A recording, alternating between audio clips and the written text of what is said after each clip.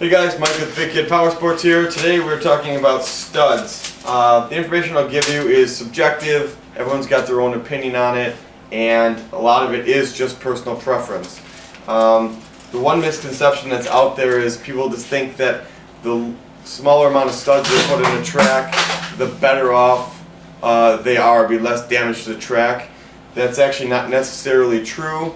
Keep in mind, if you put 40 some studs in a track, you might only have 10 to 12 studs on the ground at one time. You got a lot of power and a lot of torque on just a small amount of studs.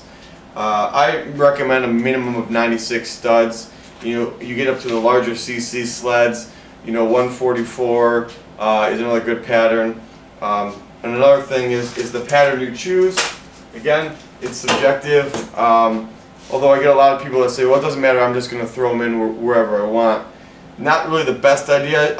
I would pick something consistent. For every pattern you pick, generally there's a repeat in it, and that repeat lays down what they call scratch lines. And you want the scratch lines to actually mate up, and that's what will actually give you your traction. If you just haphazardly put them down the center of your track, you're not going to get true scratch lines, and you might get pullouts because you have a different amount of pressure on one side versus the other. So whatever pattern you pick, I would follow a template of some sort. I personally like to use the studs with a pattern that has a double backer in the center. So you might have whatever you have, the bulk of your studs are going to be supported by a double backer. That means one backer holds two studs, gives a little extra support, just like a bigger washer plate, so to speak. They don't twist, they don't spin.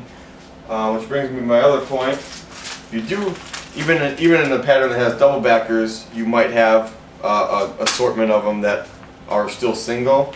I recommend using the round backers versus the square, and the reason being is if you put a square backer in here and you align it so it's perpendicular, parallel to the track windows, no matter what will happen, those things will ultimately spin.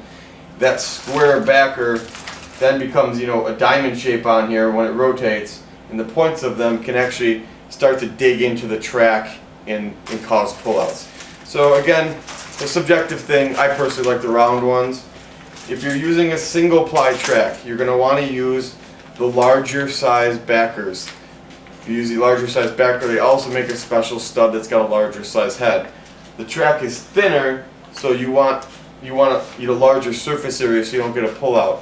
Keep in mind, if you use the larger size diameter backer and stud, you'll need to make sure your template accounts for that. Otherwise, you'll drill your track with a template that's not designed for it. When you go to put your studs in, those two studs are going to actually overlap, and you won't be able to use a larger size stud. So definitely keep that in mind. When you put studs in, generally speaking, you want to be about a 1/4 inch over the track height of your track. There's really no advantage to having a stud in your track if it doesn't come over the surface of the track.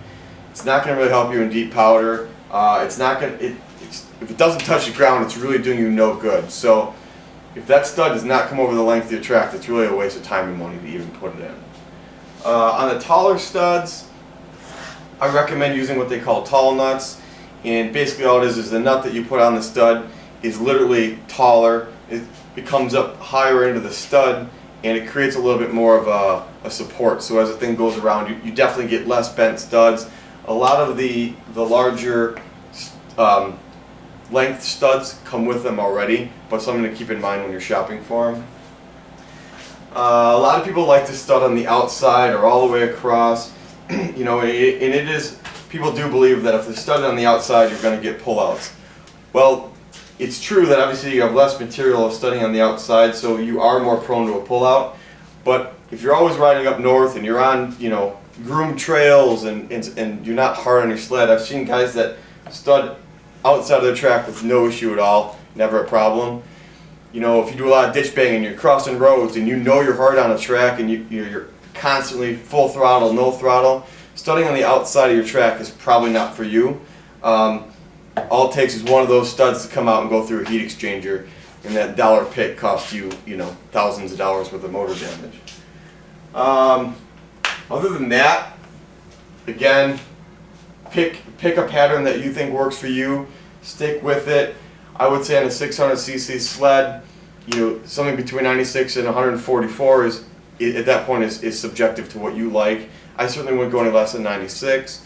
And also keep in mind, when you add studs to a sled, you'll need to make sure your carbides on your skis up front are of the appropriate carbide length for studs. If you have, a 2-inch carbide and 144 picks in the back of that sled's going to hook up really well, and it's going to push you through every corner. On the flip side, if you've got 9 inches of carbide up front and you've got 96 studs in the back end is going to feel really loose and the front end is going to hook up. So again, it's kind of preference to what you like, but there's definitely a guideline you want to follow. I'd say 144 inches, 144 picks, you'd probably want about a 6-inch carbide.